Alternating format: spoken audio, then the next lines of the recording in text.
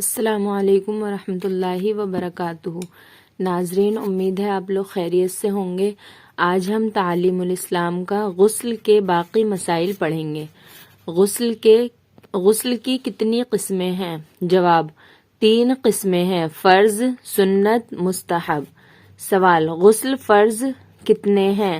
جواب: 6 ہیں اور ان کا بیان تعلیم الاسلام کے کسی اگلے حصے میں آئے گا۔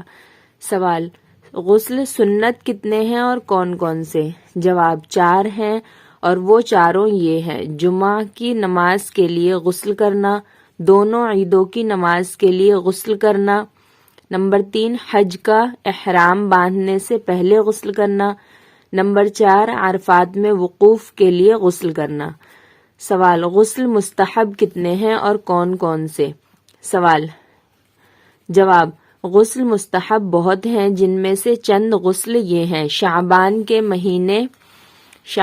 کے مہینے کی 15ویں رات میں، جسے شب برات کہتے ہیں، غسل کرنا، عرفہ کی رات میں غسل کرنا، ذی الحجہ کی 8ویں تاریخ کی شام کے بعد آنے والی رات میں، نمبر 3 سورج گرہن چاند گرہن کی نماز کے لیے غسل کرنا، نمبر 4 نماز استسقاء کے لیے غسل کرنا، نمبر 5 مکہ معظمہ یا مدینہ منورہ میں داخل ہونے کے لیے غسل کرنا، نمبر 6 میت کو غسل دینے کے بعد غسل دینے والے کا غسل کر لینا، نمبر 7 کافر کا اسلام لانے کے بعد غسل کرنا۔ سوال: اگر غسل کی حاجت ہو اور دریا میں غوطہ لگا لے یا بارش میں کھڑا ہو جائے اور تمام بدن پر پانی بہہ جائے تو غسل ادا ہو جائے گا یا نہیں؟ جواب: ہاں، ادا ہو جائے گا، بشرط یہ کہ کلی کر لے اور ناک میں پانی ڈال لے۔ سوال: غسل کی حالت میں قبلے کی طرف منہ کرنا جائز ہے یا نہیں؟ جواب: اگر غسل کے وقت بدن ننگا ہو تو قبلے کی طرف منہ کرنا ناجائز ہے، اور ستر چھپا ہوا ہو تو مضائقہ نہیں۔ سوال: ستر کھول کر غسل کرنا کیسا ہے؟ جواب: غسل خانے میں یا ایسے مقام پر جہاں دوسرے آدمی کی نگاہ اس کے ستر پر نہ پڑے ننگے بدن نہانا جائز ہے۔ سوال: غسل میں مکروہ کتنے ہیں؟ جواب: پانی زیادہ بہانا، ستر کھلا ہونے کی حالت میں کلام کرنا یا قبلے کی طرف منہ کرنا، سنت کے خلاف غسل کرنا، یہ سب غسل کے مکروہات ہیں۔ سوال: اگر غسل سے پہلے وضو نہ کیا تو غسل کے بعد نماز کے لیے وضو کرنا ضروری ہے یا نہیں؟ جواب: غسل کے اندر وضو بھی ہو گیا پھر وضو کرنے کی حاجت نہیں۔ موزوں پر مسح کرنے کے باقی مسائل۔ سوال: مسح کی مدت کا کس وقت سے حساب کیا جائے؟ جواب: جس وقت سے وضو ٹوٹا ہے اس وقت سے 1 دن 1 رات یا 3 دن 3 رات مسح جائز ہے۔ مثلاً جمعے کی صبح کو وضو کر کے موزے پہنے اور اس کا یہ وضو ظہر کا وقت ختم ہونے پر ٹوٹا تو یہ شخص اگر مقیم ہے تو ہفتے کی ظہر کے وقت تک مسح کر سکتا ہے، اور مسافر ہے تو پیر کے دن کی ظہر تک مسح کر سکتا ہے۔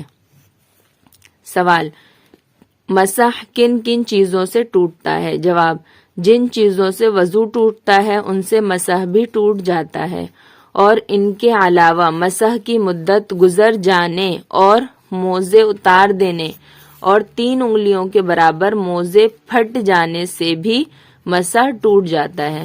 سوال: اگر وضو ہونے کی حالت میں موزہ اتار دیا یا وضو ہونے کی حالت میں مدت مسح کی پوری ہو گئی تو کیا حکم ہے؟ جواب: ان دونوں صورتوں میں صرف پاؤں دھو کر موزے پہن لینا کافی ہے اور پورا وضو کر لینا مستحب ہے۔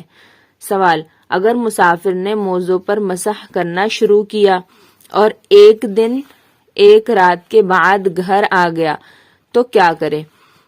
جواب: موزے اتار دے اور نئے سرے سے مسح کرنا شروع کرے۔ سوال: اگر مقیم نے مسح شروع کیا اور پھر سفر میں چلا گیا تو کیا کرے؟ جواب: اگر ایک دن ایک رات پوری ہونے سے پہلے سفر کیا تو 3 دن 3 رات تک موزے پہنے رہے اور مسح کرتا رہے، اور ایک دن ایک رات پوری ہونے کے بعد سفر کیا تو موزے اتار کر نئے سرے سے مسح شروع کرے۔ سوال: اگر موزہ کئی جگہ سے تھوڑا تھوڑا پھٹا ہوا ہو تو کیا حکم ہے؟ جواب: ایک موزہ کئی جگہ سے تھوڑا تھوڑا پھٹا ہوا ہو تو اسے جمع کرے، دیکھو اگر مجموعہ 3 انگلیوں کے برابر ہو جائے تو مسح ناجائز ہے، اور کم رہے تو جائز ہے۔ یعنی تینوں کو جمع کر کے 3 انگلی کے برابر پھٹا ہوا ہے، تینوں سوراخوں کو جمع کر کے تھوڑا تھوڑا جو پھٹا ہوا ہے، اگر تینوں کو جمع کر کے 3 انگلیوں کے برابر پھٹا ہوا ہے تو مسح ناجائز ہے، اور کم ہے تو جائز ہے۔ اور دونوں موزے پھٹے ہوئے ہوں اور دونوں کی مجموعی پھٹن 3 انگلیوں کے برابر ہو، لیکن ہر ایک کی پھٹن 3 انگلیوں کی مقدار سے کم ہو تو مسح جائز ہے۔ نجاست حقیقیہ اور اس کی طہارت کے باقی مسائل۔ سوال: چمڑے کی چیزیں جیسے موزے، جوتی، بستر بند وغیرہ اگر ان میں جسم دار نجاست لگ جائے تو کس طرح پاک ہوتی ہے؟ جواب: زمین یا کسی اور چیز پر رگڑ دینے سے پاک ہو جاتی ہے، بشرط یہ کہ رگڑنے سے نجاست کا جسم اور اثر جاتا رہے۔ سوال: اگر انہی چیزوں میں پیشاب، شراب یا اسی طرح کی اور کوئی نجاست لگ جائے تو کس طرح پاک کی جائے؟ جواب: پاک یا کسی اور بہنے والی پاک چیز سے جو نجاست کے اثر کو دور کر دے دھو کر پاک ہوں گی، یعنی سوائے جسمدار نجاست کے اور نجاستیں لگ جائیں تو رگڑنے سے چمڑے کی چیزیں پاک نہ ہوں گی بلکہ دھونا ضروری ہے۔ سوال: چاقو، چھری، تلوار اور لوہے یا چاندی یا تانبے، ایلومینیم وغیرہ کی چیزیں ناپاک ہو جائیں تو بغیر دھوئے پاک ہوں گی یا نہیں؟ جواب: لوہے کی چیزیں جبکہ وہ صاف ہوں، زنگ نہ ہو، اور چاندی، سونے، تانبے اور ایلومینیم، پیتل وغیرہ دھاتوں کی چیزیں اور شیشے کی چیزیں اور ہاتھی دانت یا ہڈی کی چیزیں اور چینی کے برتن، یہ تمام چیزیں جبکہ صاف اور نقشیں نہ ہوں اس طرح رگڑنے سے کہ نجاست کا اثر جاتا ہے پاک ہو جاتی ہیں۔ سوال: نقشین نہ ہونے سے کیا مراد ہے؟ جواب: یعنی ان کے جسم میں ایسے نقش نہ ہوں جن سے جسم اونچا نیچا ہو جاتا ہے، کیونکہ ایسے نقش میں رگڑنے کے بعد بھی نجاست باقی رہ جانے کا احتمال ہے۔ ہاں صرف رنگ کے نقش ہوں تو وہ یہ چیزیں رگڑنے سے پاک ہو جائیں گی۔ سوال: زمین پر نجاست مثلاً پیشاب یا شراب وغیرہ گر جائے تو کس طرح پاک ہوگی؟ جواب: زمین جب خشک ہو جائے اور نجاست کا اثر، رنگ، بو، مزہ جاتا رہے تو پاک ہو جاتی ہے۔ سوال: مکان یا مسجد وغیرہ میں پکی اینٹوں یا پتھر کے فرش یا دیوار پر نجاست لگ جائے تو کس طرح پاک کی جائے؟ جواب: اینٹ اور پتھر جو عمارت میں لگے ہوئے ہوں خشک ہو جانے اور نجاست کا اثر جاتے رہنے سے پاک ہو جاتے ہیں۔ سوال: جو چیزیں کے دھونے میں نچوڑی نہیں جا سکتی مثلاً تانبے کے برتن یا بچھانے کے موٹے موٹے گدے، تو ان کو پاک کرنے کے لیے کس طرح دھویا جائے؟ جواب: ایسی چیزیں جن کو نچوڑنا غیر ممکن یا مشکل ہے، ان کے دھونے کا طریقہ یہ ہے کہ ایک مرتبہ دھو کر چھوڑ دو، جب پانی ٹپکنا بند ہو جائے تو دوسری بار دھو کر چھوڑ دو، جب پانی ٹپکنا بند ہو جائے تو تیسری بار دھو ڈالو، پاک ہو جائیں گی۔ مگر دھونے میں جس قدر ملنا ممکن ہو اس قدر ملنا ضروری ہے تاکہ نجاست نکالنے میں اپنی طاقت بھر کوشش ہو جائے۔ یعنی بچے جب بستر پہ یا گدوں پہ موٹے موٹے پیشاب کر دیتے ہیں تو ان کا طریقہ بھی یہی ہے۔ سوال: مٹی کے برتن ناپاک ہو جائیں تو پاک ہو سکتے ہیں یا نہیں؟ جواب: مٹی کے برتن بھی دھونے سے پاک ہو جاتے ہیں اور ان کے پاک کرنے کا وہی طریقہ ہے جو اس سے پہلے سوال و جواب میں لکھا گیا۔